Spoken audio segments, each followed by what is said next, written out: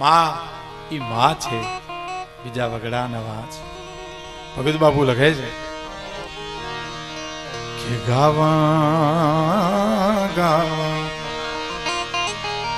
મારે સોનલ માના ગીત, એ ગાવા ગાવા મારે આસબાઈ માના ગીત. પણ સબદુના એ સીમાડા માડીયા પૂરા થયા રે એ જીવાણીના સીમાડા માડીયા પૂરા થયા રે. શું માનું કોણ વર્ણન કરી શકે સાહેબ? મેં કીધીશ કર્યા અહીંયા આજે કહું. એક કવિ હતો માનો ઉપાસક જગદંબાનો.